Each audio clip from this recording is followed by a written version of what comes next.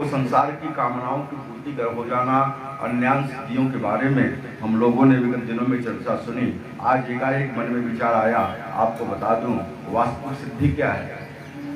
भगवान हमारी शुद्धि करने लगे, वो परमात्मा हमारी शुद्धि करने लगे, यही हमारे आपके जीवन की सबसे बड़ी सिद्धि है।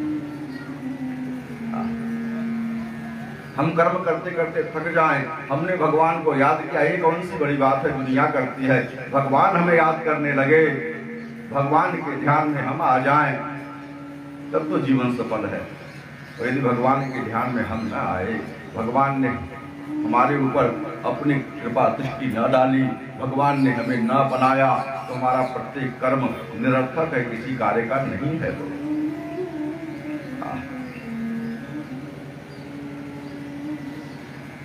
और बाबा कहते हैं जो हनुमान चालीसा पढ़ लेता है उसके जीवन में यह सिद्धि भी आ जाती है, भगवान उसकी शुद्धि करने लगते हैं जो यह पढ़े हनुमान चालीसा। एक बात आपको बताऊं मैं, हनुमान जी ऐसे हैं जो जीवात्मा को परमात्मा से मिलाते हैं। कल हमने सुना था ना,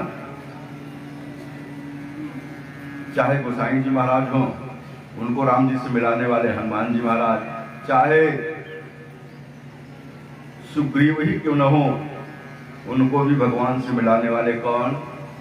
हनुमान जी महाराज। मानो हनुमान जी जिसकी पैरवी कर देते हैं, भगवान उसकी शुद्धि करने लगते हैं, उसके ऊपर भगवान कृपा करने लगते हैं।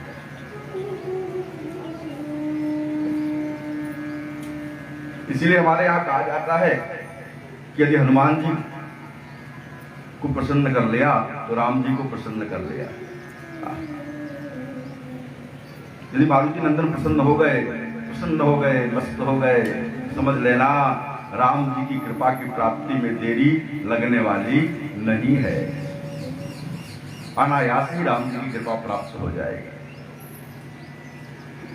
अरे लोग कहते भगवान कृपा करें, भगवान कृपा करें, भगवान कृपा करें, भगवान कृपा करें। अरे भाई मेरे, भगवान कितनी बार कृपा तुम्हारे ऊपर करेगा? क्या वही आप भी कुछ करोगे, केवल वही करेगा? भगवान ने कृपा की, जो हमें आपको ये मानव शरीर मिल गया, ये उसकी कृपा का ही प्रसाद तो है। कई बार कृपा करेगा वो? क्या हमारे आपके कर्म का फल है जो मानव शरीर हमें आपको मिला? ना ना ना ना, मानव शरीर जो हमें आपको मिला वो हमारे कर्म का फल नहीं है, वो भगवान की कृपा का फल है। उसके बाद भगवान लगातार कृपा कर रहा है, हम कृपा नहीं ले पा रहे हैं, तो कमी हमारी आपकी है, उसकी है।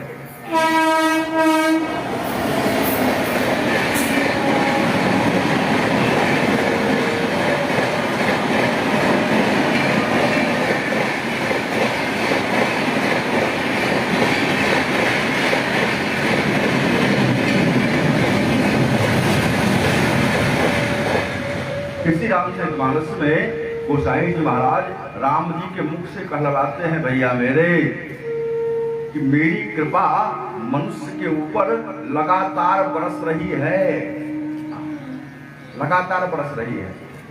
आप विचार करो, नरतन भाव बाधित कहूं बेरो, ये मनुष्य का शरीर जो हमें परमात्मा ने दिया, ये क्या है? संसार सागर से उस पार जाने के लिए ये दृढ़ नौका है, बेड़ा है। और उसके बाद भगवान ने क्या कृपा की है?